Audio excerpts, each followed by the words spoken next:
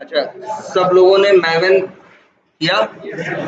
सबको बनाना था क्या, हमने बोला था कि सबको अपने सिस्टम पे 2-3 काम करने थे। पहला काम तो एक ये करना था, कुकुम्बर नाम का प्लगइन इंस्टॉल करना था। ठीक है, आसान था। इक्लिप्स हर चीज के लिए कहा जाना है, जब भी कोई हेल्प में इक्लिप्स मार्केट प्लेस। ठीक है, यहां से तुमको मिल जाएगा क्या, कुकुम्बर का प्लगइन। और प्लस इसके बाद मैवन के प्लगइन की अब जरूरत नहीं पड़ती, क्योंकि इक्लिप्स में अब लगा लगाया आता है। तो और तुम्हें क्या करना था, फाइल में जाके न्यू करके क्या बनाना था, एक प्रोजेक्ट बनाना था। और कैसा प्रोजेक्ट बनाना था, मैवन प्रोजेक्ट। और इसके बाद इस चेक बॉक्स को क्या करना था, चेक करना था, नेक्स्ट करना था। बस 2 चीजें आपको देनी, ग्रुप आईडी और आर्टिफैक्ट आईडी।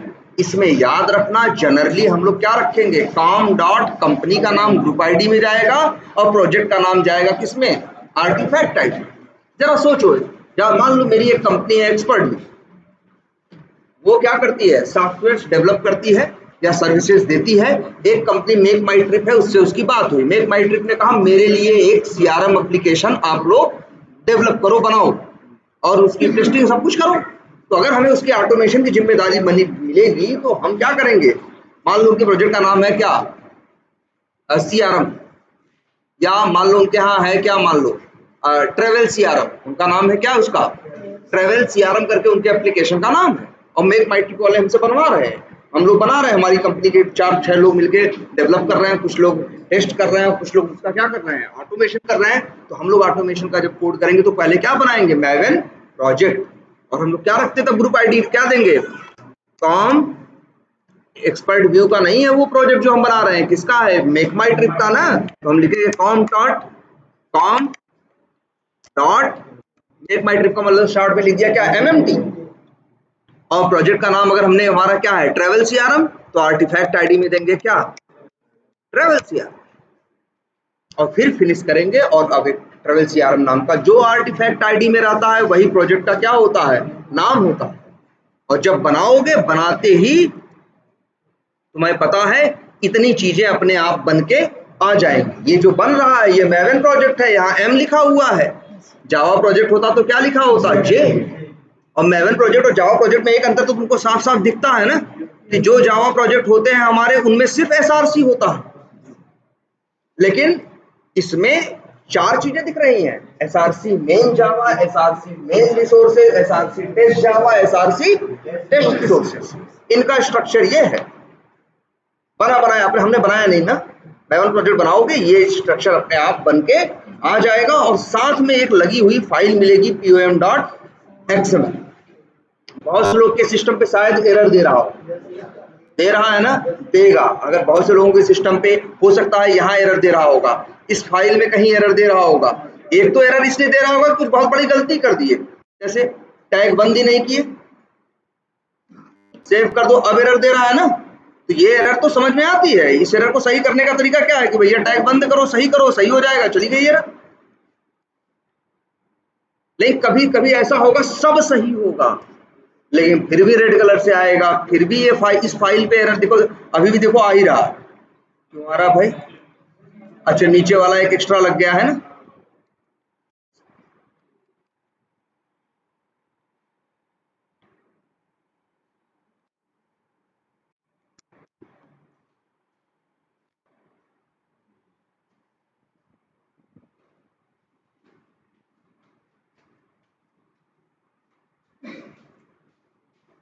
ये 100% इससे कर दे किसको, 120।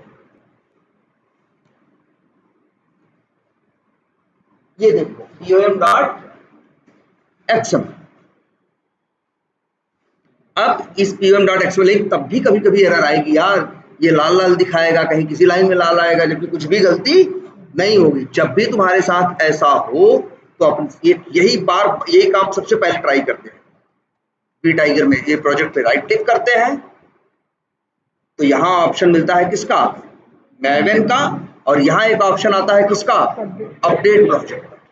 और ओके करोगे तो अपडेट करता है और कई बार वो एरर चली जाएगी, कई बार अपडेट करने पे भी वो एरर नहीं जाएगी। तो यहाँ देखो एक चेक बॉक्स है, फोर्स अपडेट, है ना, ये चेक बॉक्स क्या कर देना, चेक कर देना और फिर ओके करना, फिर वही बिल्ड अपडेटिंग मैवन प्रोजेक्ट करेगा और अपने आप क्या होगा, ये वो हो जाएगा, क्या कहते हैं, एरर चली जाएगी। मोस्ट प्रॉब्ली है कि एरर आपकी चली जाए। अभी किसी के सिस्टम पे आ रहा था ना, तो वहां तो ये चीज जरूर करना, राइट क्लिक करना प्रोजेक्ट पे, अपडेट प्रोजेक्ट, वहां चेक बॉक्स है फोर्स अपडेट वाला, उसको चेक करके फिर अपडेट बटन पे क्लिक करना। थोड़ा एक आध 10-20-25 सेकंड 30 सेकंड का टाइम लेगा, लेकिन हाँ कुछ भी करो नेट से कनेक्टेड होने चाहिए, ठीक है। तो ये बन गया था मैवन प्रोजेक्ट और तुमने देखा था अब बड़ी चीजें आसान हो गई थी। अब जार वार हमको अलग से डाउनलोड करके राइट क्लिक करके बिल्ड पाथ करके कोई ड्रामा करने की जरूरत नहीं थी। अब सब कुछ कहाँ है, एक सबसे मेन फाइल जिसका नाम है क्या, pom.xml, इसी के अंदर pom.xml के अंदर ही हमें जो जो जार चाहिए सबका हमें यहां नाम देना है। कोई शॉर्टकट यूज किया अलाइन करने के लिए, जानते हो कौन सा, कंट्रोल शिफ्ट एफ, कंट्रोल फिर शिफ्ट को प्रेस किया और फिर क्या किया, एफ को तो अलाइन कर दिया। हाँ वहां जावा में चलता है, यहां करना है तो क्या करो, कंट्रोल शिफ्ट एफ, तो थोड़ा लाइन से हो गया ना। नहीं तो देखो वैसे ये तो जानते हो ना यार, ये डिपेंडेंसीज जो है पेरेंट है और अंदर ये डिपेंडेंसी क्या है इसके चाइल्ड, यही तो स्ट्रक्चर एचटीएमएल और एक्सएमएल का होता है, ठीक है। बिल्कुल कमेंट देने की स्टाइल तुमको दिख रही होगी, ऐसी है, ऐसा कमेंट मत लगाना यहाँ, ये कमेंट नहीं है। यहाँ कमेंट लगाना है तो भाई ऐसे लगाना, जैसे मान लो हमको यहाँ से लेके यहाँ तक ये पूरी डिपेंडेंसी को क्या करना है, कमेंट करना है, तो हम यहाँ आएंगे, ऐसे लगाएंगे, देखो, और फिर ये वाला है एक्सप्लेनेशन मार्क लगाएंगे, ये वाला, फिर डबल हाइफन और फिर यहाँ पे डबल हाइफन और फिर ऐसे, तो ये बीच की सारी चीज क्या हो गई, कमेंट। इसका ये ऐसा नहीं कि मैवन वालों का कमेंट की स्टाइल है, ये एक्सएमएल की स्टाइल है। आखिर मैवन वाले ही तो एक्सएमएल यूज कर रहे हैं, तो एक्सएमएल में कोई भी चीज कमेंट करनी होती है। तुम लोगों ने चीज देखी है ना, जेसन, शकल तो देखी थी ना जेसन की, कैसी थी, करली ब्रेसेस में, किस लिए यूज होती थी, डेटा रखने के लिए, किस लिए यूज होती थी, डेटा रखने के लिए। वैसे ही एक्सएमएल भी डेटा रखने के लिए इस्तेमाल होने वाली टेक्निक, मतलब एक फाइल है जिसमें डेटा रखते हैं। और जानते हो ये कब से चल रहा है, 30-35 साल पहले से एक्सएमएल 30-35 साल पहले आई थी। इसी से प्रेरणा लेके या इसी से इंस्पायर्ड होके उन लोगों ने एचटीएमएल बनाई थी। एचटीएमएल की भी स्टाइल तो ऐसी ही दिखती है कि जिस टाइप पे शुरू होती है उसी टाइप पे खत्म होती है। ये इंस्पिरेशन कहाँ से मिली थी इनको, एक्सएमएल से। इसलिए कहते हैं लोग कि जो एक्सएमएल है वो एचटीएमएल है, वो एक्सएमएल का सबसेट है, उसका क्या है, सबसेट है, उसके अंदर आता है, तो एक्सएमएल से ही एचटीएमएल बना। तो चलो यहाँ पे जार, जो जार चाहिए सब यहाँ पे मेंशन कर सकते हो, कितनी। अच्छा ये है, हमने कहा ना जार डाउनलोड होगी, हमने क्या बोला तुमसे, जार डाउनलोड करेगा कि नहीं करेगा। अब तुमको जाके अलग से करने की जरूरत नहीं है, अब तुम्हारे लिए जार डाउनलोड करने का काम ये खुद कर देगा, लेकिन तुम्हारे प्रोजेक्ट में जार को डाउनलोड नहीं करेगा।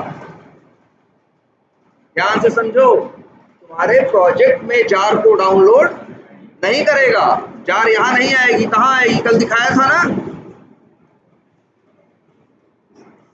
सी ड्राइव में, यूजर्स में, एचपी में, .m2 नाम का जो फोल्डर है। पूछते हैं कई बार इंटरव्यू में कि भैया मैगन की जो जार होती है, जार नहीं बोलेंगे वर्ड, डिपेंडेंसी बोलेंगे, कल बोला था ना वर्ड, डिपेंडेंसी उसे बोलते हैं जिसके बिना काम न चले, बिना जार के काम चलेगा।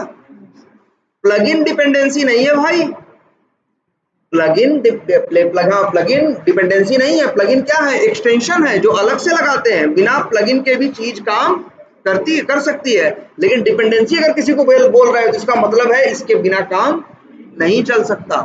अरे नहीं डाले हम कुकुम्बर का प्लगइन, नोटपैड में प्रोग्रामिंग करना कोई थोड़ी छीन लेगा मेरे हाथ से, नोटपैड में प्रोग्रामिंग करें बस हम, लेकिन हाँ कुकुम्बर की जार तो चाहिए ना। सेलेनियम यूज करोगे क्या इक्लिप्स में जरूरी है? इक्लिप्स जरूरी नहीं है, सेलेनियम की जार जरूरी है। मन करे इक्लिप्स यूज करो, ना मन करे तो क्या करो, नोटपैड में प्रोग्रामिंग करो। जावा सी थी ना कंपाइल करने के लिए कमांड, और जावा कमांड थी चलाने के लिए, चलाओ। ठीक है, तो ये डिपेंडेंसी है। जो भी जार होती है उन्हें क्या बोलते हैं, डिपेंडेंसी। और वो डिपेंडेंसी या जार डाउनलोड होती है इसी .m2 के अंदर। हमने इसका एक फीचर बताया था ना, इसमें क्या है 7.13 है ना, 0.0। हमको लग रहा ना 7.13.0 नहीं चाहिए, हमें 7.12.0 चाहिए, हमें 7.12.0 चाहिए। तो जानते हो हम क्या करेंगे, हम कुछ नहीं करेंगे, सब कुछ ऐसे ही है, बस यही 13 की जगह लिख देंगे क्या 12 और कंट्रोल S कर देंगे। देखो, अच्छा पहले ये देख लो यहाँ क्या क्या है। .m2 है ना रिपोजिटरी, इसमें दिखेगा अभी कहीं IO कुकुम्बर, यहाँ देखो कुकुम्बर जाओ जो भी होंगे। अच्छा इनके पास तो कौन से हैं, 7.13 है, 7.12 है और 7.10 भी इन्होंने लग रहा चेंज किया होगा। ठीक है, और अगर मान लो हमको चाहिए कुकुम्बर का पुराना वर्जन 6.3, तो बस हमें कुछ नहीं करना, कहीं नहीं जाना, बस यही लिख देना है क्या 6.3.0 और सेव करेंगे, अपने आप यहीं आके वो भी डाउनलोड हो जाए। और सिर्फ डाउनलोड ही नहीं होगा, डाउनलोड भी होगा और मेरे प्रोजेक्ट के बिल्ड पाथ में जाके जुड़ भी जाएगा। तो हमें ना बिल्ड पाथ करना ना कुछ करना, जो वर्जन चाहिए जिस डिपेंडेंसी या जार का, बस यही आके pom.xml में बदलना। तो pom.xml कहाँ डाउनलोड करके रखता है, .m2 के अंदर ना, और इसी के लिए एक नाम इस्तेमाल करते हैं। वैसे उसका नाम यहाँ पे आधा नाम तो यहाँ दिख भी जाएगा तुमको, क्या रिपोजिटरी बोलते हैं ना, .m2 के अंदर रिपोजिटरी, और रिपोजिटरी के अंदर ही रहेंगी सब फोल्डरों में बिखरी हुई क्या जार्स। और जानते हो इसे क्या बोलते हैं, इसी जो .m2 फोल्डर के अंदर है इसी को बोलते हैं क्या, लोकल रिपोजिटरी। अरे लोकल सिस्टम पे है ना, इसलिए नाम क्या है इसका, लोकल रिपोजिटरी। हम तो बताते हैं तुमको ना, जैसे अगर यहाँ लिख दो 6.3, जिस नाम की जार मान लो अभी क्या है नहीं है तुम्हारे सिस्टम पे, क्या होगा वो जाके चेक करेगा, नहीं है तो डाउनलोड करेगा ना। तो कहाँ चेक करेगा, अंधेरे नहीं पूरे सिस्टम पे चेक करेगा भैया, कहाँ जाएगा, या लोकल रिपोजिटरी के अंदर देखेगा है या नहीं है। होगी तो कुछ नहीं करेगा, नहीं होगी तो क्या करेगा, डाउनलोड करेगा। और इसी M2 के अंदर एक साथ कई वर्जन रख सकते हो, और जो मन करे जो चलाना है बस उसी का यहाँ नंबर बस क्या करना है, बदलना है। जो नंबर डालोगे उसी के साथ चलेगा, अपने आप वो तुम्हारे प्रोजेक्ट के बिल्ड पाथ में आ जाएगा, तुम्हें कुछ करने की जरूरत नहीं है। तो इसे क्या बोलते हैं, लोकल रिपोजिटरी। लेकिन ये आ कहां से रहा था, कल एक साइट दिखाई थी ना, याद है URL mvnrepository.org, याद करो, कल हमने एक साइट दिखाई थी आप लोगों को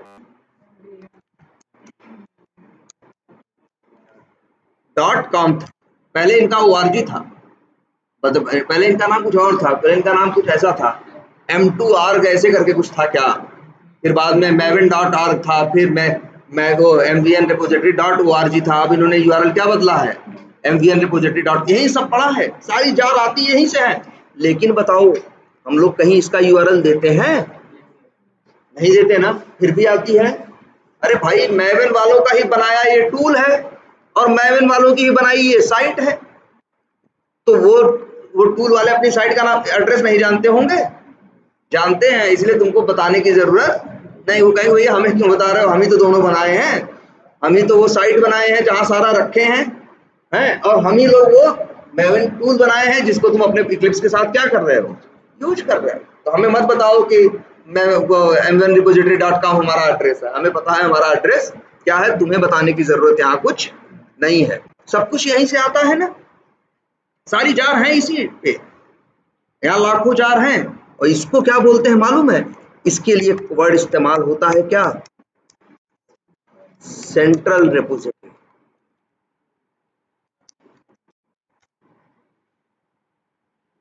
क्या होता है, सेंट्रल रिपोजिटरी। सेंट्रल रिपोजिटरी किसे बोलते हैं, जहां से सारी जार्स आती, और जहां जो सारी दुनिया किसको यूज करती है, सेंट्रल रिपोजिटरी। लेकिन वहां से डाउनलोड कहाँ होती है, उस आदमी के सिस्टम पे लोकल रिपोजिटरी में, और फिर वो बंदा उसे क्या करता है, यूज करता है। बात समझ में आई? दोनों कंसेप्ट समझ में आए? लोकल रिपोजिटरी क्या है, सेंट्रल रिपोजिटरी क्या है, और ये याद रखना लोकल रिपोजिटरी का एड्रेस क्या है, इंटरव्यू में पूछते हैं, ठीक है। अच्छा, एक बार ये भी होता है, कई बार मेरा मेवन नहीं चल रहा होता है, कभी जानते हो क्या होता है, यही .m2 मेरा क्या हो जाता है जानते हो, करप्ट हो जाता है। तो हम लोग क्या करते हैं मालूम है, आके .m2 को क्या कर देते हैं, डिलीट कर देते हैं, और फिर से यहाँ आते हैं, यहाँ पे कंट्रोल एस करते हैं, सेव करते हैं, तो फिर वो .m2 बना के नई सारी चीजें फ्रेश नया लेके आता है। ऐसा हमेशा नहीं करते, ऐसा रेयरली करते हैं। जब कभी कभी ऐसा होता है कि सब कुछ करके हार गए, एरर नहीं जा रही, मतलब क्या दिक्कत है, हमें जो मेरी जार नहीं मिल रही है, मतलब क्या होता है कि कई बार .m2 फोल्डर क्या हो जाता है, करप्ट हो जाता है। ऐसा रेयरली होता है, हजारों में एक बार, ऐसा नहीं रोज होने वाली चीज है। क्या? हाँ करते हैं भाई, इक्लिप्स में कोई भी सॉफ्टवेयर हो सकता है, इक्लिप्स में कई बार उसका वो डॉट मेटा डेटा करप्ट हो जाता है या कुछ हो जाता है, तब भी दिक्कत आ सकती है। अच्छा, इतनी बात समझ में आई सबको? लोकल रिपोजिटरी क्या है और सेंट्रल रिपोजिटरी क्या है, और हमने सेलेनियम की जार रख ली है, और किसकी चाहिए हमको, कुकुम्बर की। लेकिन बताया था ना कल, कुकुम्बर की 3 जार है। एक तो है कुकुम्बर जावा, ये कुकुम्बर जावा या जिसे बोलते हैं क्या, कुकुम्बर जेवीएम, और दूसरी एक और चाहिए होगी आपको, कुकुम्बर कोर। वैसे कोर लिखने की जरूरत नहीं है, मार दो आ जाएगा सर्च। अरे नीचे दिख रहा है कुकुम्बर कोर, लेकिन याद रखना डाउनलोड इसको यूज करने से पहले इसका io.cucumber होना चाहिए। इसके पहले कईयों का देखा था ना, किसी का था info.cubes, info.cubes, वो नहीं चाहिए तुमको, तुम्हें क्या चाहिए, io.cucumber। ये जाओ, और कौन सा वर्जन है, 7. अच्छा, ये भी याद रखना, अब ऐसा मत करना, कुकुम्बर जावा का तो तुमने 7.13 रख लिया, कुकुम्बर कोर का 7.12 रख रहे हो ना। तीनों का क्या होना चाहिए, अगर तुम्हारा इतना ही 7.12 से मोहब्बत है तो तीनों वही रखो। ये नहीं कर सकते कि एक 7.3 रखे हैं, एक 12 रखे हैं, और तब ये सही से कॉम्पेटिबिलिटी नहीं हो पाएगी। और यहाँ बहुत कुछ दिख रहा है ना, वैसे तुम्हारे काम का बाय डिफॉल्ट यहाँ सिलेक्टेड है, यही मेवन के अंदर ही है, बस यही कॉपी करना है और उठा के क्या कर देना है। लेकिन याद रखना, डिपेंडेंसीज के बाहर मत पेस्ट कर देना। कहाँ करोगे, डिपेंडेंसीज के अंदर। अच्छा, एक और चाहिए तुमको, उसका नाम है कुकुम्बर जे यूनिट। उसे मिल जाएगा, ऐसे ही पूरा लिखने की भी जरूरत नहीं है। हाँ,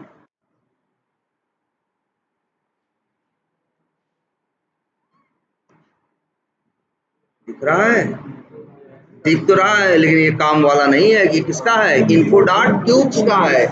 ये सब 2019 के पहले वाले हैं, अब हम तो नया वाला यूज करेंगे ना। ये मेरा io.cucumber, ये वो जे यूनिट 4 लिखा रहेगा उसमें, और इसका भी 7.13.0 ही करना। लो,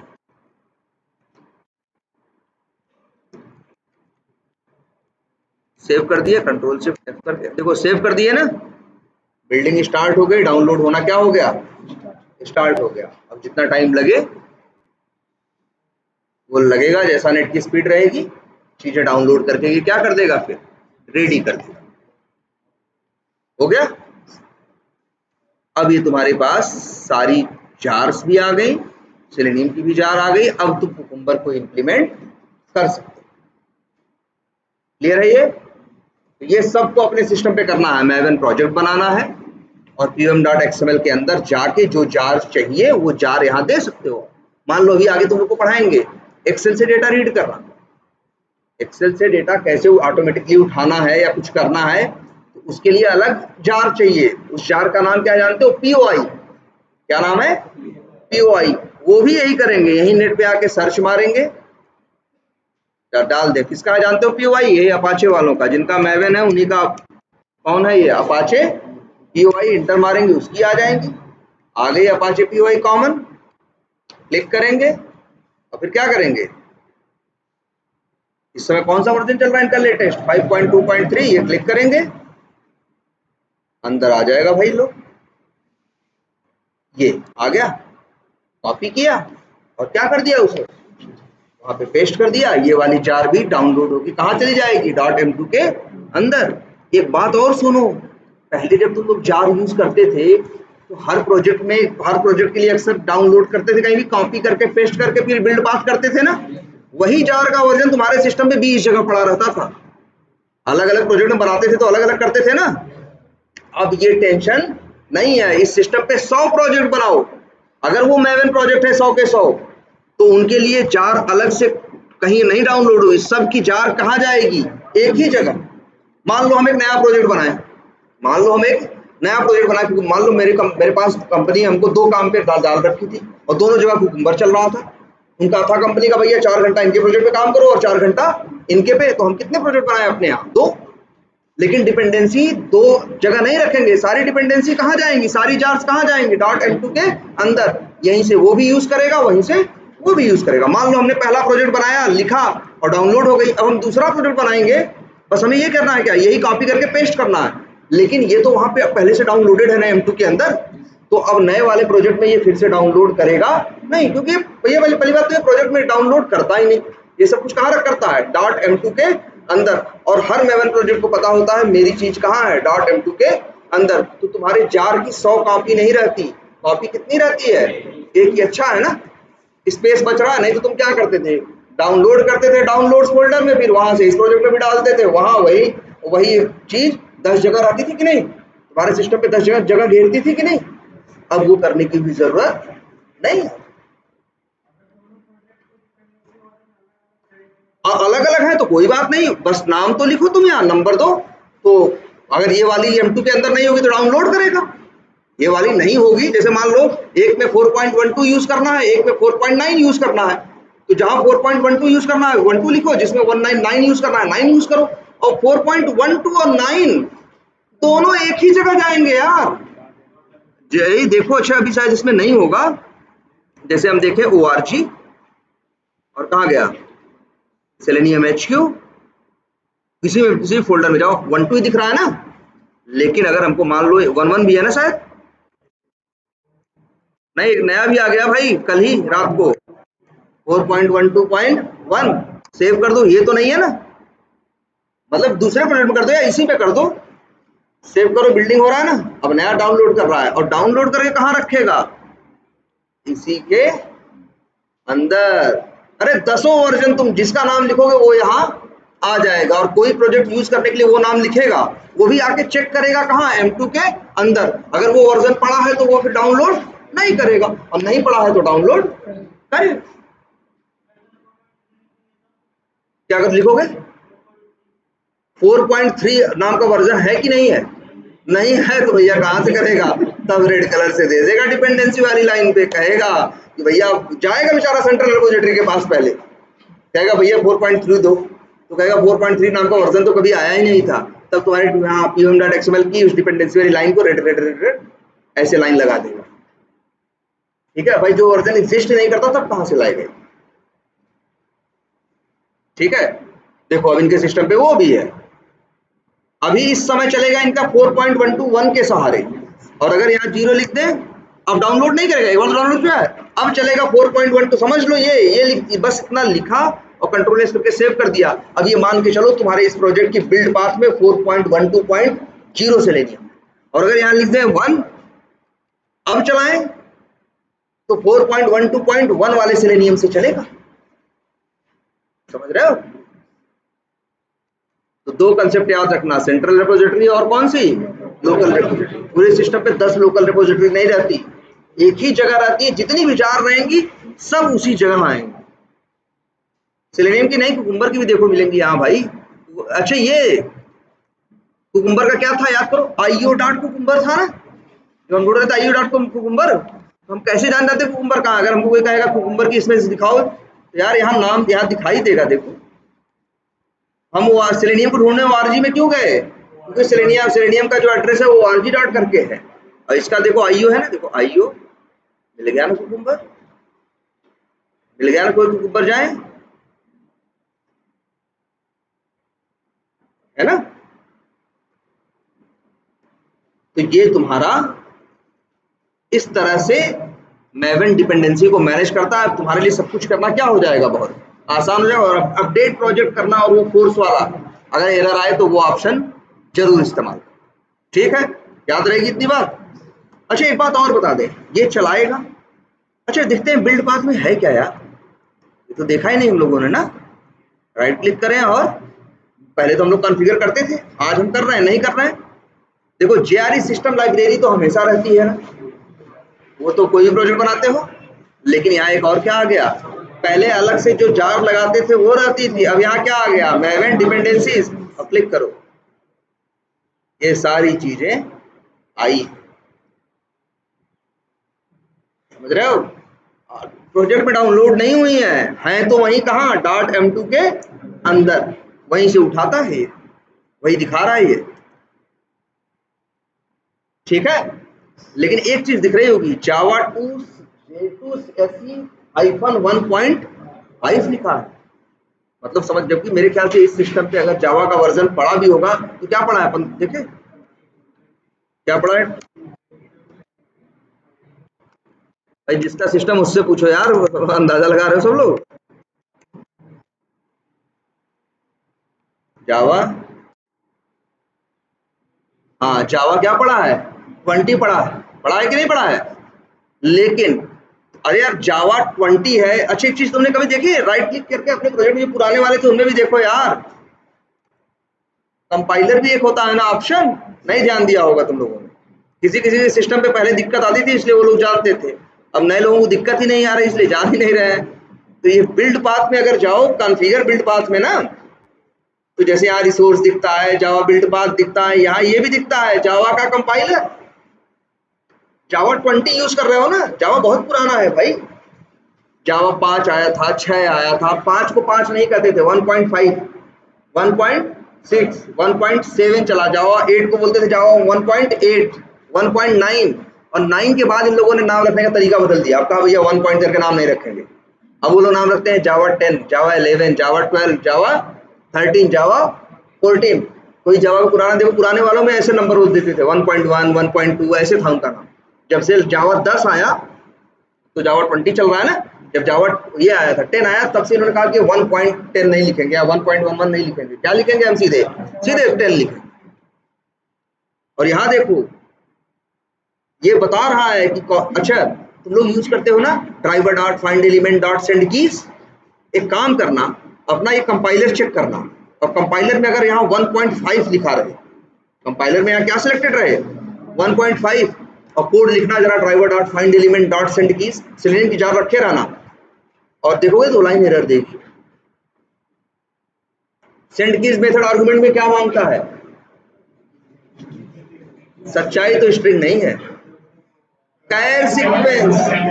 कैर सीक्वेंस एक ऐसी चीज है कि जहां, जैसे तुम लोग को ऊप्स बताया गया है ना, जहां पेरेंट की जरूरत है वहां चाइल्ड भेजा जा सकता है, नहीं जैसे सॉरी जहां चाइल्ड की जरूरत है वहां नहीं, जहां चाइल्ड की जरूरत है वहां पेरेंट नहीं भेजा जा सकता, लेकिन जहां पेरेंट की जरूरत है वहां चाइल्ड भेजा जा सकता है, क्योंकि चाइल्ड के पास अपने नए गुण भी हैं और पेरेंट वाले गुण भी है, तो वो तो चलेगा ना।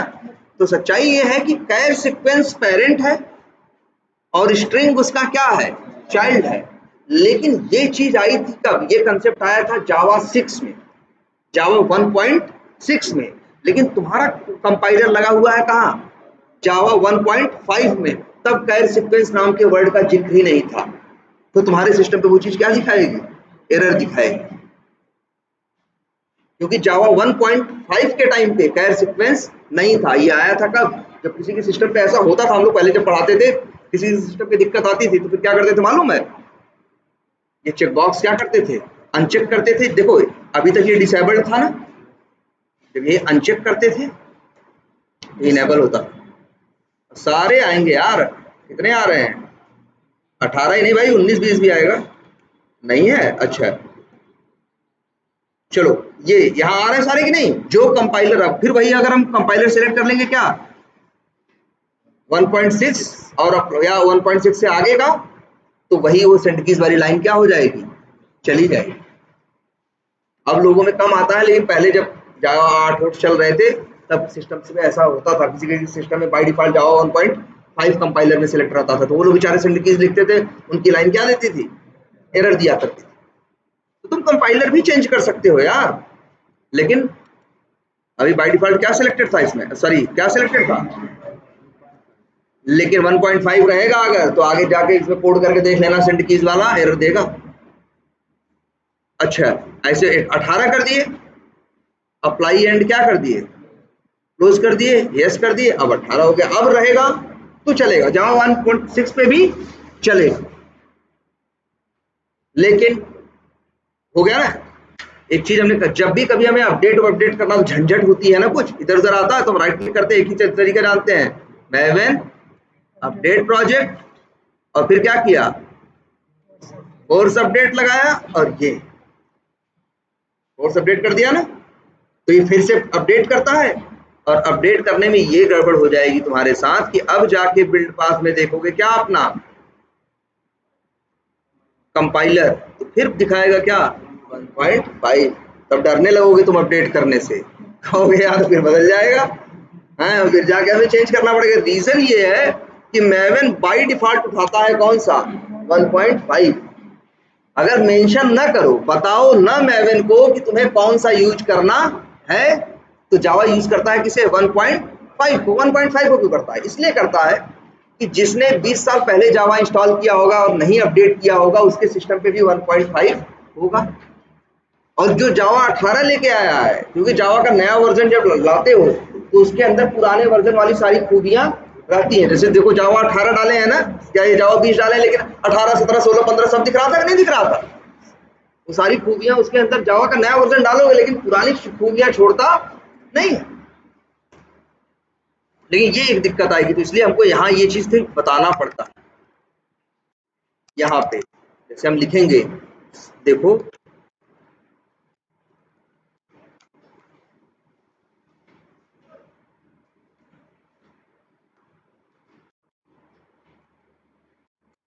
नहीं यार, नेट यहीं पे एक चीज लिखते हैं, सोर्स लिखना पड़ेगा पूरा वर्ड, कॉम्पेटिबिलिटी है सोर्स है, और एक लिखेंगे सोर्स कॉम्पेटिबिलिटी, एक लिखेंगे टारगेट कॉम्पेटिबिलिटी, तो यहाँ ऐसे टैग बनाएंगे और दोनों में लिख देंगे क्या, अगर 18 चाहिए वर्जन ना, तो दोनों में लिख देंगे 18 ना, तब जब इसे अपडेट करेंगे तो कंपाइलर का कौन सा वर्जन चलेगा, 18 ही चलेगा। लेकिन कुछ नहीं लिखोगे तो घूम फिर के कहाँ भागेगा, हमेशा 1.5 पे, जो कि बहुत पुराना है। मेरे ख्याल से हम लोग जब स्टार्ट किए थे तब भी जावा 7.6 चल रहा था, कम से कम 20 साल पुराना होगा, ये 17-18 साल पुराना होगा जावा 1.5। हो सकता है बहुत से नए कंसेप्ट जो जावा में आए वो इसमें काम ही न करें, इसलिए यहाँ लिखते हैं यार। वैसे नेट पे देखते इतना घूमने की, नेट है ना कनेक्टेड, यहाँ डाल दो बस ऐसे, मैवन जावा कंपाइलर प्लगइन नहीं डालेंगे, कंपाइलर वर्जन, अभी लिखो हाउ टू मेंशन, ये देखो setting the source and target हमने बोला ना, अच्छा वो होगा यार, ये देखो कई तरीके हैं इसके वैसे, अच्छा इन लोगों ने ये दे रखा, या तो ये यूज करो,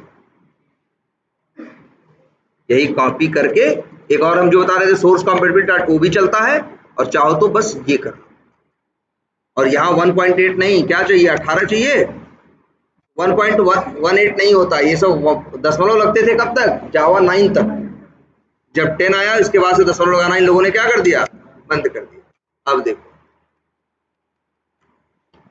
हो गया।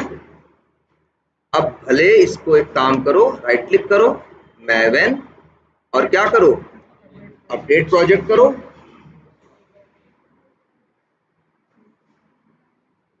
एरर तो आया, लेकिन अब 18, अब जरा कंपाइलर में जाके चेक करो क्या हुआ, पहले बिल्ड पाथ में देखो एरर क्यों आई, ये आएगा अनबाउंड कहेगा, 18 वाले को कहेगा क्या है अनबाउंड। एक बार तुमको ऐसा करना पड़ेगा, इसे सेलेक्ट करना और क्या कर देना, चाहो तो इसको रिमूव कर देना, क्लास पाथ पे क्या करना, सेलेक्ट करना, ऐड लाइब्रेरी में जाना, जेआरई सिस्टम लाइब्रेरी में जाना, अल्टरनेट जेआरई में जाना या वर्कस्पेस डिफॉल्ट जेआरई में जाना और फिर क्या करो, फिनिश। अब एरर भी चली गई और अब वो 1.5 नहीं लिया होगा। चाहो तो चेक कर लो क्या उठाया कंपाइलर ने।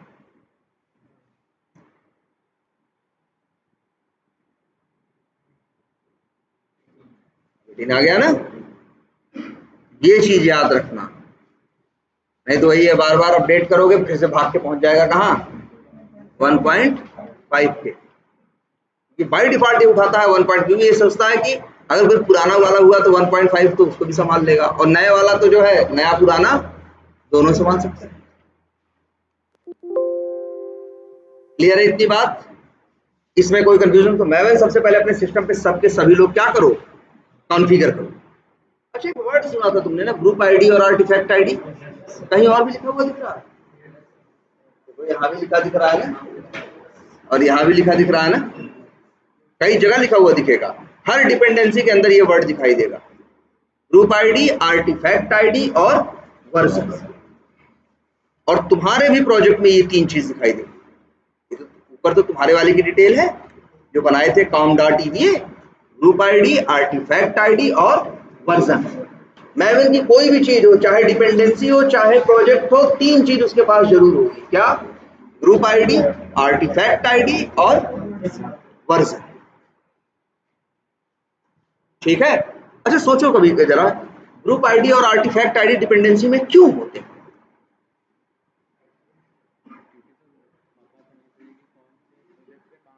भाई समझो पहले, मैवन की सेंट्रल रिपोजिटरी ऐसी है जहां लाखों कंपनियों ने, हजारों कंपनियों ने अपनी लाखों जार्स डाल रखी हैं।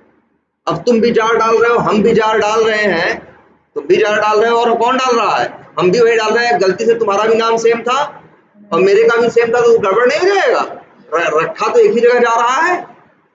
तब इसीलिए उन लोगों ने कहा कि जार जब अपनी देना तो पहले उसको क्या देना, ग्रुप आईडी, और फिर क्या देना, आर्टिफैक्ट आईडी। तो ग्रुप आईडी में तुम डालोगे com डॉट अपनी कंपनी का नाम, अपने प्रोजेक्ट का नाम। तो मेरी कंपनी में जो मेरा प्रोजेक्ट चल रहा है, जो मेरी जार है, उसका नाम तुमसे कैसे मैच करेगा? मेरी कंपनी का नाम तो क्या होगा, अलग होगा ना। ये ग्रुप आईडी और आर्टिफैक्ट आईडी ही तो उसे क्या देते हैं, एक यूनिक पहचान देते हैं। नहीं तो सेंट्रल रिपोजिटरी में लाखों लोग कैसे रहेंगे? समझ रहे हो? इसीलिए देखो रखने की स्टाइल है, इन्होंने बताया ग्रुप आईडी में डालना com डॉट कंपनी का नाम और आर्टिफैक्ट आईडी में डालना किसका नाम, प्रोजेक्ट। ये तीनों मिलके उसको एक क्या दे देंगे, एक यूनिक पहचान दे देंगे। भाई दो कंपनियों का नाम तो सेम नहीं रहेगा, है ना? दो प्रोजेक्ट नई कंपनी का नाम तो अलग है ना, तो ग्रुप आईडी पहले वो ढूंढेगा ग्रुप आईडी से, फिर आर्टिफैक्ट। अब एक ही कंपनी हो, वही दो प्रोजेक्ट नाम रख, दो प्रोजेक्ट बनाए और दोनों का नाम सेम रखे, तो वो लोग तो बेवकूफ है फिर ना। जब वो लोग अपना मैवन को देंगे तो मैवन वाले लौटा देंगे, कहेंगे पहले सही करे कोई तब भेजो हमारे यहाँ रखने के लिए। ठीक है, चलो बन गया इतना। और एक चीज अब देखो, ये एसआरसी मेन जावा एसआरसी, जरा इसको देखते हैं अंदर दिखता कैसा।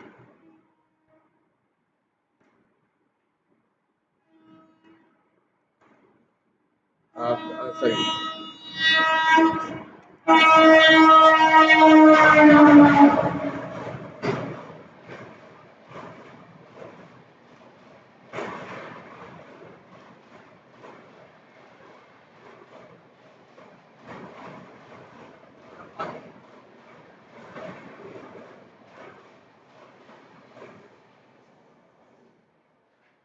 देखो यहाँ एसआरसी के अंदर क्या दिख रहा है,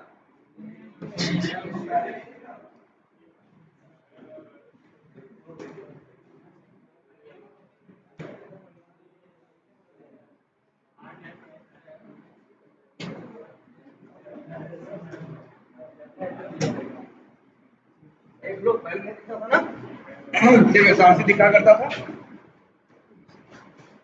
तो एसआरसी मेन के अंदर क्या होते हैं, मेन और टेस्ट। और एसआरसी मेन, मेन के अंदर क्या है, जावा, और मेन के अंदर क्या है, रिसोर्सेस। और देखो ध्यान से, एसआरसी, टेस्ट, जावा और फिर क्या, रिसोर्सेस।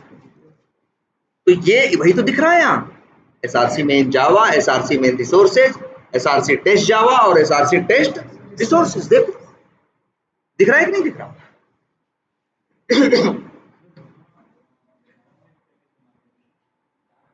ये पैकेज नहीं है पहले भाई, पहले तो ये पैकेज नहीं है, ये फोल्डर ही है। अगर पैकेज रहा होता तो डॉट डॉट लगता ना, पैकेज रहता तो पीले रंग का अजीब सा दिखता ना। ये पैकेज नहीं है, ये फोल्डर है। और देखो अच्छी एक चीज ये देखो, इससे पहचान, जरा इससे मैच करो इसको। SRC भी तो ऐसे दिखता था जैसे ये दिखता है, जो आधा फोल्डर जैसा दिखे और आधा पैकेज जैसा। ये आधा फोल्डर आधा पैकेज जैसा दिख रहा है कि नहीं?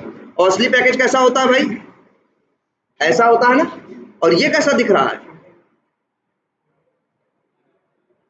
ये आधा पैकेज दिख रहा है और आधा फोल्डर दिख रहा है।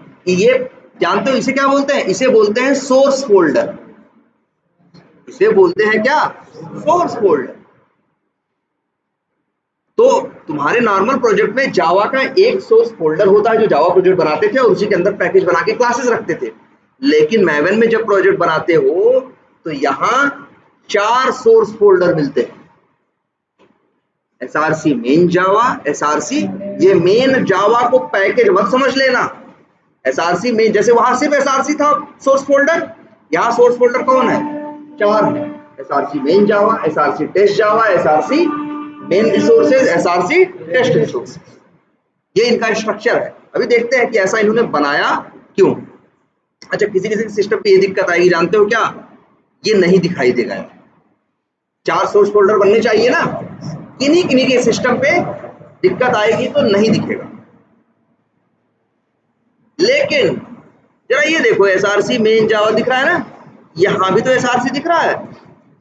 इसको जरा खोलो, SRC मेन और टेस्ट, मेन जावा रिसोर्सेज, SRC टेस्ट जावा रिसोर्सेज दिख रहा है कि नहीं दिख रहा? किसी किसी के सिस्टम पे ऐसा नहीं दिखाई देगा यार, ऐसा दिखाई देगा। किसी के साथ ऐसा हो जाएगा, सबके साथ नहीं होगा, किसी के साथ। अगर किसी के साथ ऐसा होता है तो जानते हो क्या करेगा वो बंदा? वो जावा पे जाएगा, राइट क्लिक करेगा जावा फोल्डर पे, क्योंकि दिख नहीं रहा है, और उसको एक ऑप्शन दिखेगा यहाँ पे, क्या दिखता है? नहीं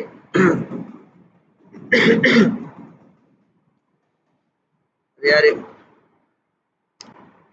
अच्छा इसके पे नहीं दिख रहा है क्योंकि इनका तो सोर्स बना है। मान लो किसी को हटाना हो तो इसको हटा दे, तब देखते हैं। हाँ, एक सोर्स का ऑप्शन दिख रहा है कि नहीं?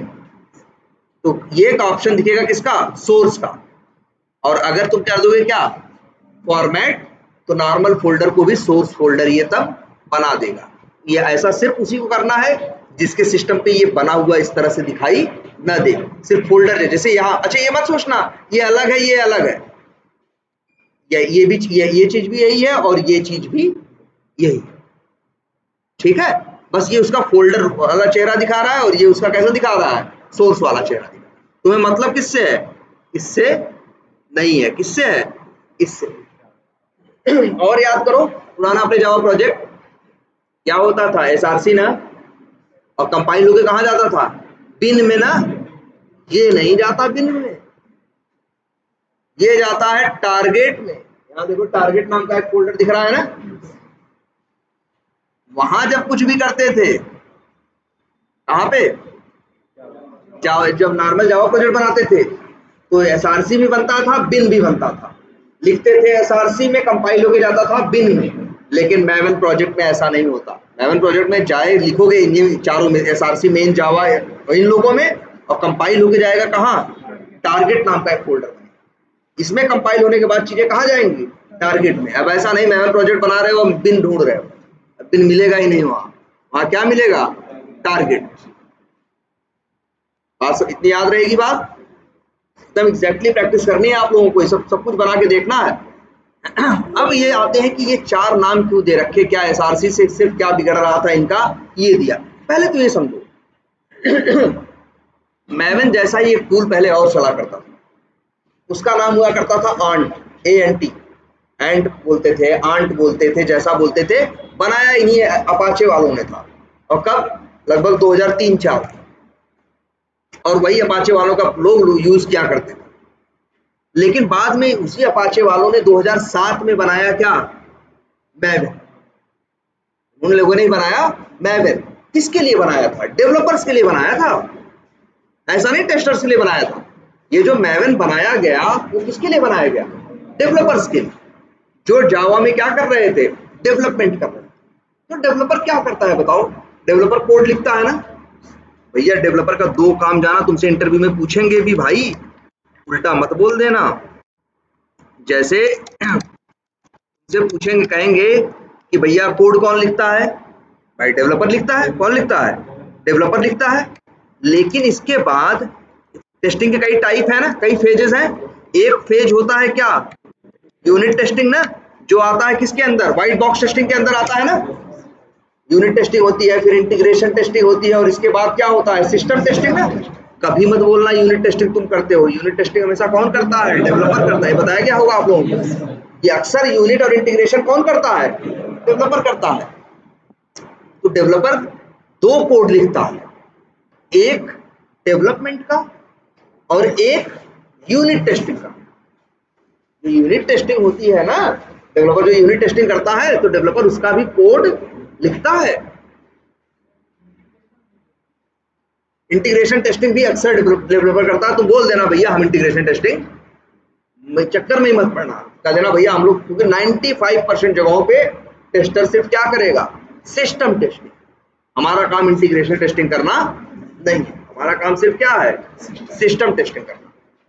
ठीक है। तो यूनिट टेस्टिंग होती है। यूनिट टेस्टिंग के बारे में कोई कुछ बताया होगा? बड़ा मुश्किल नहीं होता। अरे डेवलपर जो कोड लिखता है ना, अपने कोड को टेस्ट करने के लिए भी एक कोड लिखता है, उसी कोड को क्या बोलते हैं? Unit testing. तो मैवन इसी कंसेप्ट के साथ बनाया गया था। ये सोचा गया था कि एसआरसी मेन जावा के अंदर डेवलपर डेवलपमेंट का क्या लिखेगा? कोड लिखेगा। और एसआरसी टेस्ट जावा के अंदर डेवलपर क्या लिखेगा? यूनिट टेस्टिंग का कोड लिखेगा। इसलिए दो बना भाई। डेवलपर को दो काम करने थे। जब तक मैवन नहीं आया था तब तक बेचारा वो क्या करता था? एसआरसी में ही दो अलग, डेवलपमेंट का अलग पैकेज बनाता था और टेस्टिंग का अलग बनाता था। मैवन वालों ने कहा कि नया चीज दे दिया। उन्होंने कहा एक काम करते हैं, मेरे यहाँ मेरा बनाओ, मेरे हिसाब से प्रोजेक्ट बनाओ, हम तुमको 4 दे रहे हैं फोल्डर, एक एसआरसी मेन जावा और एक एसआरसी टेस्ट जावा। तो डेवलपर जो होगा वो डेवलपमेंट का कोड लिखेगा कहाँ? एसआरसी मेन जावा के अंदर। और टेस्टिंग का कोड लिखेगा कहाँ? एसआरसी टेस्ट जावा। कौन सी टेस्टिंग? सेलेनियम नहीं, यूनिट टेस्टिंग। इस कंसेप्ट के साथ बनाया गया। अच्छा ये बताओ, अब इसके बाद एक बात और सुनो। कई बार टेस्टिंग के लिए बहुत चीजों की जरूरत पड़ती है। जैसे हमें, मेरा टेस्ट केस है, उसमें एक पीडीएफ फाइल हमें क्या करनी है? अपलोड करनी है। हमें कुछ क्या करना है?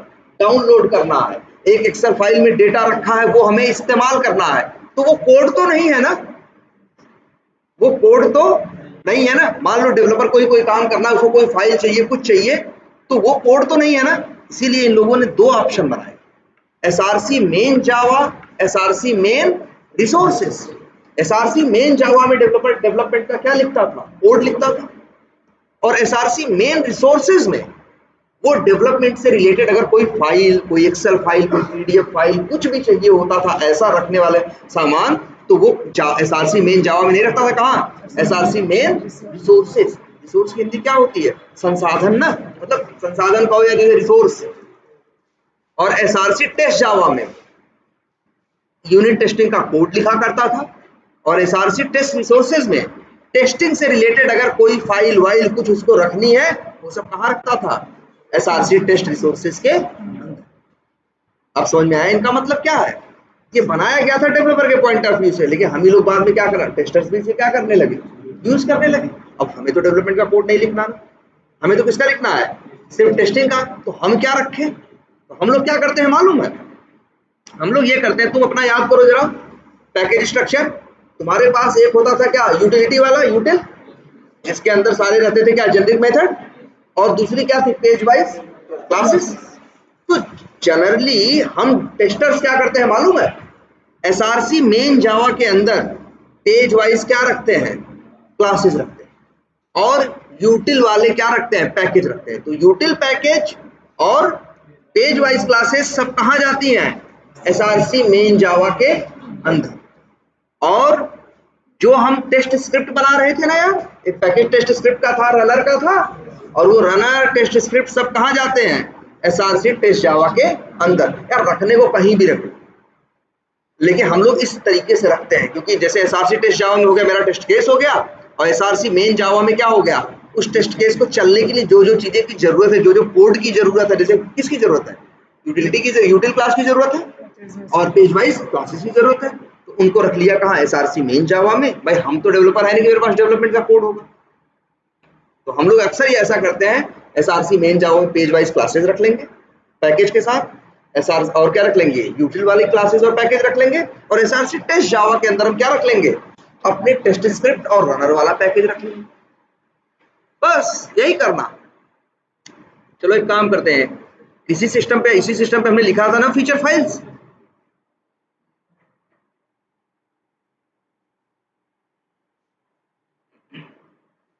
इसमें नहीं था? अच्छा एसआरसी में ये बना है।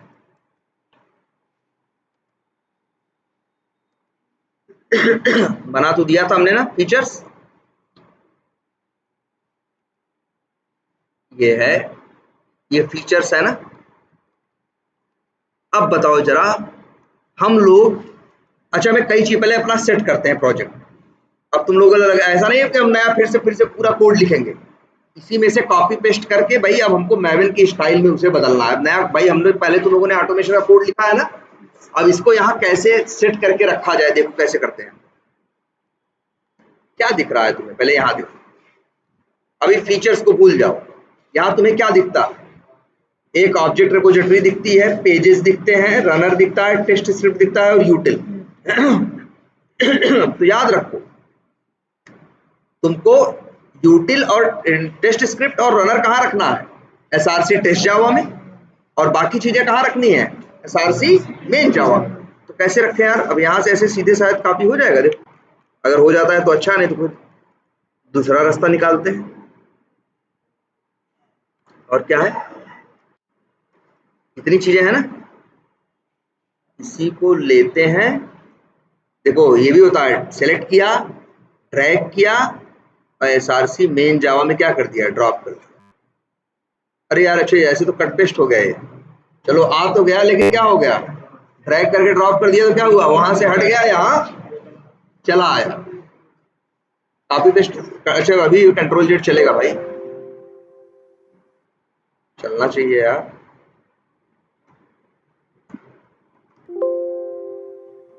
गया, चलो कॉपी कर लेना, नहीं करना करना, चलो ठीक, जो भी है हमको तो वैसे भी यहाँ शिफ्ट करना ही है ना मैंने। इनको यहाँ कर दिया, और क्या बचा, रनर और टेस्ट स्क्रिप्ट, इनको खींच के कर देंगे कहाँ है, एसआरसी टेस्ट जावा। ये लो, ये भी आ गए। एरर वेरर आ रही होगी अभी, ये तो बात की बात है, देखते हैं क्या एरर है कैसे है, लेकिन हो गया कि नहीं हो गया। अब ये मेरा कोड आ गया कहाँ, मैवन प्रोजेक्ट के अंदर, बड़े आसानी से आ गया ना। लेकिन अब पहले देखो एरर क्यों है भाई, यहाँ क्यों एरर है,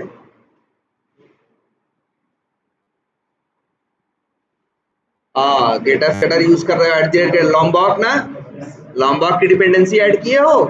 अब कोई भी जार चाहिए तुम्हें कहाँ जाना पड़ता है, याद है, pom.xml में तुम्हें जार चाहिए, जार तो डाउनलोड ही नहीं करना, आप तो सिर्फ बात हो रही है किस लैंग्वेज में, डिपेंडेंसी की ना। तुम जाओगे यहाँ पे mgn रिपोजिटरी में और सर्च मारोगे क्या, लॉम्बॉक भी सब मिलेंगे यहाँ, जितने योद्धा हैं सब यही मिलेंगे, कहीं बाहर जाने की जरूरत नहीं है। आ गया ना प्रोजेक्ट लॉम्बॉक, क्लिक करो। लो जी, करंट वर्जन कौन है, 1.18.28। बस कुछ नहीं, जहां करोगे यही तीन चीज मिलवे करेगी, देख रहे हो, कॉपी किया और क्या किया, कंट्रोल शिफ्ट एफ किया, सब लाइन से हो गया, सेव किया, बिल्डिंग कर रहा है 30-40%, देखो तो बहुत छोटा सा होता है, हो गया। एरर गई गई। अब बाकी तुम्हें और क्या चाहिए, जरा ये देखते हैं। क्या चाहिए तुम्हें? और तुम्हें वो चाहिए था ना, क्रोम ड्राइवर वगैरह चाहिए? अच्छा, अरे नहीं, अभी तो और चीजें बची हुई है ना, जैसे क्या, ऊपर वाला है ना, देखो पहले तो है सेलेनियम जार। तो अब जार वार की तो इसको जरूरत पड़ती नहीं है, ठीक है, जार की जरूरत तो इसे पड़ती नहीं है। इसे जरूरत पड़ेगी किसे? ड्राइवर की। अच्छा, एक चीज और बची रह गई है, क्या? फीचर फाइल्स ना। अच्छा, फीचर फाइल्स किस लिए? उन्हीं के सहारे टेस्ट के मतलब टेस्ट केस का लॉजिक कहाँ लिखा है? फीचर फाइल के अंदर फीचर फाइल ही चलाएगा टेस्ट केस को ना। अभी हमने चला के नहीं दिखाया है, लेकिन आगे देखना चलाएगा। तो इसे कहाँ रखें? ये जावा का कोड है, ये जावा का कोड नहीं है ना, ये जावा का कोड नहीं है, ये तो वही है, फीचर फाइल है, कुकुम्बर प्लेन इंग्लिश में लिखा है। तो ये एसआरसी टेस्ट जावा में मत डाल देना, इसको डालेंगे एसआरसी टेस्ट रिसोर्सेज के अंदर। मान लो तुम देखे हो अपना vtiger application, vtiger application में फाइल अपलोड करते हो ना, एक सीएसवी फाइल से अपलोड करके लीड बना सकते हो कि नहीं? हम लोग बताया होगा, दो सॉरी इंपोर्ट और एक्सपोर्ट फंक्शनलिटी थी कि नहीं? तो इंपोर्ट करने के लिए मान लो एक सीएसवी है, कहाँ रखोगे? रखने को तो कहीं भी रखो, सही जगह है क्या? क्या? SRC test resources. जो जो टेस्टिंग से रिलेटेड तुमको रिसोर्स चाहिए, चाहे वो सीएसवी फाइल हो, चाहे पीडीएफ फाइल हो, चाहे फीचर फाइल हो, जो भी हो, सब कुछ कहाँ रहेगा? रखेंगे सही रखने को कहीं रख लो, सही जगह क्या है? SRC test resources. एक काम तो इसको कैसे करें यार, इसको एक काम ड्रैग वैग मत करो, तो वहां पे भी काम डॉट ईवीए, वहां काम डॉट ईवीए का ड्रामा लिखने की क्या जरूरत है?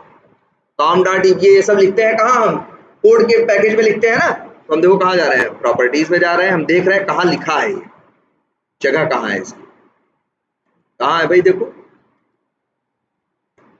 ईवीए वी टाइगर, ये मतलब नहीं, सिर्फ फीचर्स है ना, कॉपी कर रहे हैं हम यहाँ से, और फिर देखिए डायरेक्ट होता है एसआरसी टेस्ट रिसोर्सेज पे सेलेक्ट करके कंट्रोल वी, लो आ गया,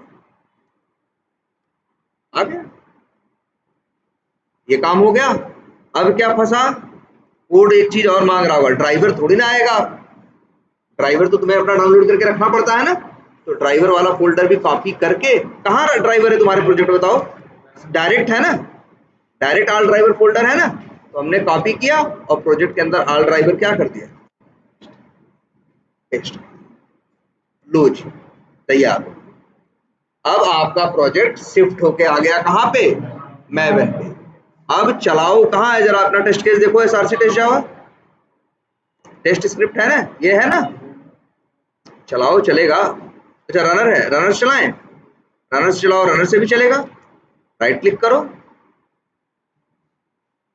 रन एज, बड़े ऑप्शन आ रहे होंगे ना कहीं, मैवन बिल्ड क्लीन इंस्टॉल टेस्ट है, तुम रन एज जावा एप्लीकेशन ही कर दो, कुछ भी कर दो चलेगा। क्या है भाई?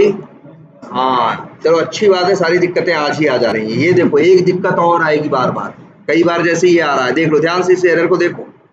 ये वो हैं जो तुम्हें काम करने के टाइम पे आएंगी, और नए नए कंपनी में जाओगे, कुछ लोगों के सिस्टम पे आएंगी, दिखाएंगे तो तुमको सॉल्व करना होगा, तो ये ऐसी कुछ एक्सेप्शन आएंगी। एक तो बताया अपडेट करने वाला, याद रखना। कोई जैसे भाई इसी तरह से तो प्रोजेक्ट में कंपनी में तुम्हारी इज्जत बनती है कि किसी का फंसा हुआ है काम और तुम जाके क्या कर दो, उसको सही कर दो। तो पहला मंत्र याद रखो कि अपडेट प्रोजेक्ट करोगे और फोर्स अपडेट वाला। अगर किसी क्योंकि तुम जाओगे कंपनी में, ऐसा होगा कोई नया नया ऑटोमेशन स्टार्ट कर रहा होगा, या तुम्हारा लीड है, मैनेजर है, मैनुअल टेस्टिंग पे है, वो लीड या मैनेजर है, लेकिन वो भी सोच रहा है यार कि जिंदगी में कुछ ज्यादा सीख नहीं पाया अभी मैनुअल टेस्टिंग में, इस कंपनी में तो 4-6 साल से टिके हैं, आगे अगली नौकरी कैसे मिलेगी? सारी हर लोग तो क्या मांग रहे हैं, ऑटोमेशन। तो वो भी कहेगा हम भी करेंगे, लेकिन वो करेगा बेचारा एकदम नया है, तो उसका सब उस पर क्या अक्सर ही उसी के साथ क्या आएंगी, दिक्कतें आएंगी। तो कहेगा यार जरा देखो मेरे सिस्टम। तो पहला मंत्र याद रखो, अगर मैवन में कोई दिक्कत है तो पहला यही है कि राइट क्लिक करो, अपडेट प्रोजेक्ट करो, मैवन पे जाओ, अपडेट प्रोजेक्ट करो, फोर्स वाला चेक करो, अपडेट करो एक बार। इसके बाद भी कभी जैसे ये आ जाए, जैसे हाँ अभी एक आ रहा है class not, class path not को, देखो क्लास नॉट फाउंड, ऐसे कुछ करके आ रहा था ना, कहा गया? सारी हेल्प में जा रहे हैं,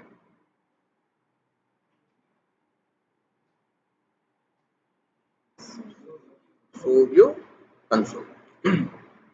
क्लास नॉट फाउंड एक्सेप्शन ऐसा कई बार आता है। अगर कभी भी आए तो एक मंत्र और दूसरा है, फिर हमेशा ट्राई करना, यही नहीं कुछ और भी आए, हम करें कोई दिक्कत आए, एक अपडेट से ना सॉल्व हो तो दूसरा यही मंत्र है कि राइट क्लिक करो और कहाँ जाओ, बिल्ड पाथ में जाओ, कॉन्फ़िगर बिल्ड पाथ में जाओ। यहाँ जेआरई लगी है ना, यहाँ क्या लगी है, जेआरई ना, तो जेआरई सेलेक्ट करके इसको करो रिमूव। जहां भी थी, जैसे मॉड्यूल पाथ में था ना, मॉड्यूल पाथ सेलेक्ट करो, करो क्या, add library, JRE system library.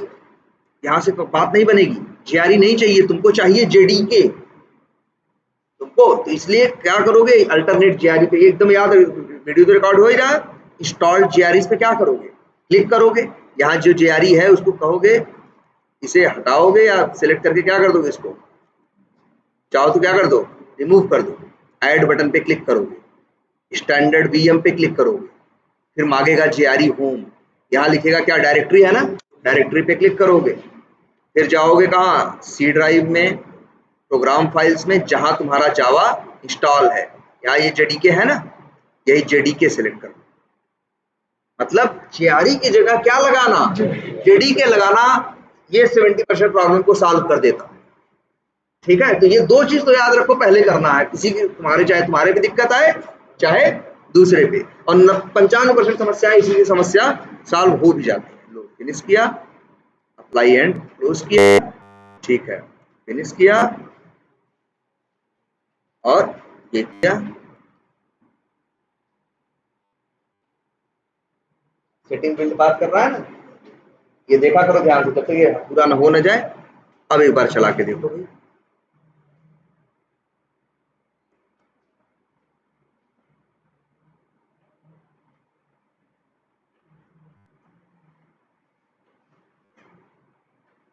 देख रहे हो ये भी एक बात जान लो, कुछ चीजें तुमको मिलेंगी।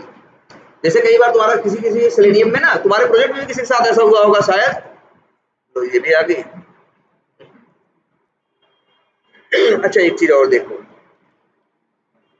ये भी बड़ी बात कई बार टेंशन करता है,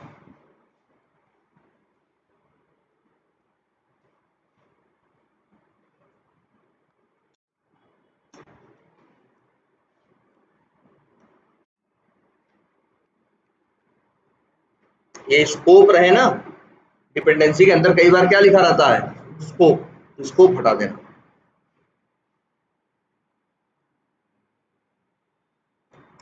वैसे एक काम करते हैं, रन एज, चलो मैवन करते हैं पहले, अच्छा करते हैं ऐसे, रन एज, अभी आगे बताएंगे ये चीजें, इसलिए नहीं अभी से मैवन क्लीन,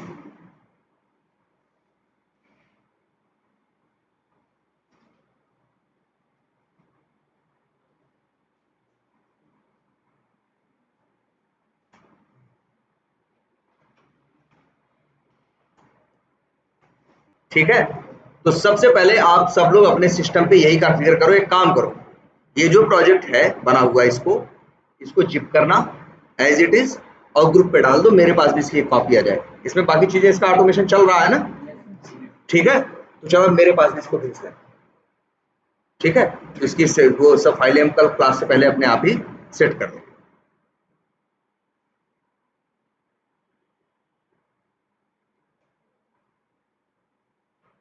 तो होने दो, और या अपने पे करो, अच्छा सब पे नहीं आ जाएगा ऐसे क्लास नॉट फाउंड एक्सेप्शन, बहुतों पे चलेगा, किसी किसी पे ऐसा आएगा, और जिस पे आएगा तो वही जेआरई की जगह क्या लगाना, जेडीके। जैसे देखें अभी क्या लगा हुआ है फिलहाल, हाँ जेडीके लिखा था 20,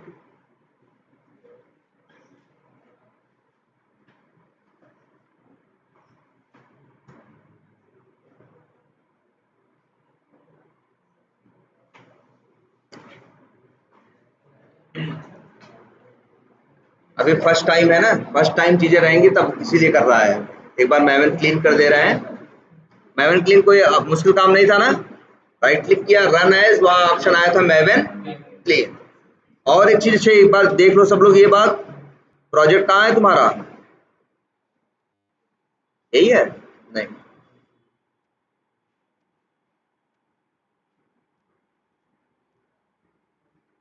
इसी में था, नहीं ना, कहाँ है ये प्रोजेक्ट? ये हम दिखाना चाह रहे थे कि जो चीजें तुम्हारी कंपाइल होंगी सब कुछ कहाँ जाएंगी? टारगेट के अंदर।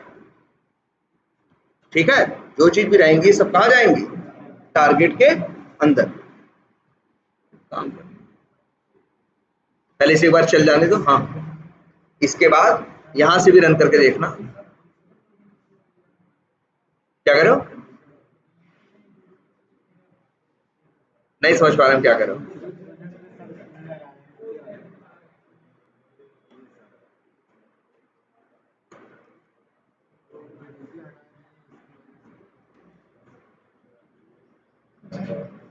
ये जावा 17 है ना, अनबाउंड है ना, तो एक काम करो, कोई बात नहीं, अगर ऐसा है भी तो इसे क्या करो, रिमूव करो, सेलेक्ट करो, ऐड लाइब्रेरी करो, जेआरई सिस्टम लाइब्रेरी, फिनिश करो, अप्लाई एंड क्लोज करो। चला गया ना, चली रहे। ठीक है, तो हम लोग कई बार दिक्कत आती है तो सीधे जेआरई जो है क्या लगा देते हैं, जेडी। ठीक है, चलो इसको हो जाने दो।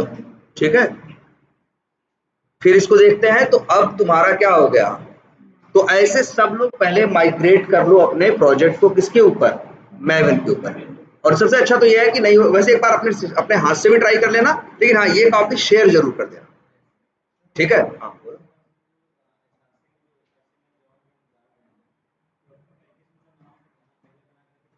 वही, हाँ वही चलेगा, कॉम डॉट ईवीएस। हाँ, एसआरसी मेन जावा के अंदर बाकी पैकेज का नाम जैसे बनाते थे वैसे, अगर नई भी क्लास हमें, अगर हमें नया भी पैकेज बनाना होगा तो जानते हो क्या करेंगे, नहीं बना होगा इसी एसआरसी, मान लो आपको पेज वाइज एक नई क्लास बनानी है, एक नया पैकेज बनाना है, तो हम एक एसआरसी मेन जावा पे जाएंगे, राइट क्लिक करेंगे, जैसे एसआरसी पे न्यू पैकेज करते थे वैसे यहाँ भी न्यू क्या करोगे, पैकेज करोगे, पैकेज बनेगा। अंदर का स्ट्रक्चर वही है, सेम नहीं है, सिर्फ तो हमने ड्रैग करके चीजों को क्या कर दिया, वहां पे ड्रॉप कर दिया।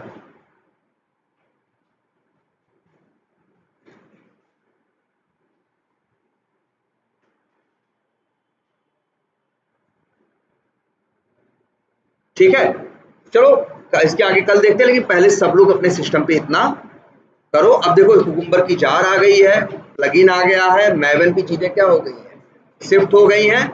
और अब हम देखेंगे, और एक चलो छह चीजें कल ही बताएंगे। ठीक है, आप बहुत जगह यूज करते हैं, बहुत जगह नहीं, जैसे बहुत लोगों को पता है यूज करते हैं, बहुत से लोगों को नहीं पता है, नहीं भी यूज करते हैं। तुम नहीं, तुमको पूछेंगे भाई, अरे वो ये सब नहीं पूछेंगे, वो एक ही सवाल पूछेंगे, प्रोजेक्ट में अपने फ्रेमवर्क में ऊप्स कंसेप्ट कहाँ कहाँ यूज किए हो, कौन कौन से ऊप्स कंसेप्ट यूज किए हो, तो एक्स्ट्रा वो बताओगे, इनहेरिटेंस बताओगे। ठीक है, मल्टी लेवल इनहेरिटेंस बताओगे अगर जरूरत पड़ी, और फिर बताओगे क्या, इनकैप्सुलेशन, तो कहोगे हमने हर एलिमेंट के लिए गेटर और सेटर बना रखे हैं, लेकिन गेटर और सेटर को मैनेज करने के लिए हमने बनाने के बजाय लॉम्बॉर्ग फ्रेमवर्क यूज कर रखा है, जिससे ऑटोमेटिकली हमें गेटर सेटर मिल जाता है। हो सकता है पूछे लॉम्बॉर्ग के बारे में क्या होता है, बताओगे एट गेटर और सेटर लगा देते हैं। हो सकता है ना जानता हो तो पूछे तुमसे बड़े क्यूरियोसिटी के साथ, यार क्या होता है। यार ऐसा भी कई बार होता है, कई बार, एक बार हम जब पहले 10-12 साल पहले एक कंपनी में जब एचसीएल में इंटरव्यू दिए थे, तो वहाँ भाई हम भी किसी फ्रेमवर्क में काम कर रहे थे, और जो इंटरव्यू जहाँ देने गए वहाँ जो इंटरव्यू ले रहा था उस प्रोजेक्ट में, वो भी उन लोग वो भी काम कर रहे थे, तो वो एचसीएल को एज ए फ्रेशर ज्वाइन किया था और 6 साल से वहाँ पे था, तो वो लीड था, वही इंटरव्यू ले रहा था। तो पूछा हमसे फ्रेमवर्क बताए, उसमें जो कुछ चीजें हम लोगों ने नई इंप्लीमेंट की थी अपने हिसाब से किया था, तो इंटरव्यू लिया, तो बाद में सिर्फ यही कह रहा था यार कि तुम्हारा फ्रेमवर्क सुना, अच्छा लगा, तो हमें लगा यार चलो आएगा इस तरह से कुछ नया इंप्लीमेंटेशन करेगा तो हमें भी सीखने को मिल जाएगा, है ना। तो हो सकता है ना जानता हो, तो कोई बात नहीं, पूछेगा क्या होता है कैसे होता है, तो तुम बताओगे भाई कि आपको जो गेटर और सेटर बनाते हो वो बनाने की जरूरत नहीं पड़ती, बस गेटर लिख दो ऑटोमेटिकली, फिर बता दोगे। अदरवाइज कई एक एक पेज पे मेरे पास 150 एलिमेंट होते हैं, 100 एलिमेंट होते हैं, अब 100 गेटर मेथड बनाओ तो बहुत लंबा हो जाता है, तो लॉम्बॉर्ग किसी काम को क्या कर देता, आसान कर देता। ठीक है,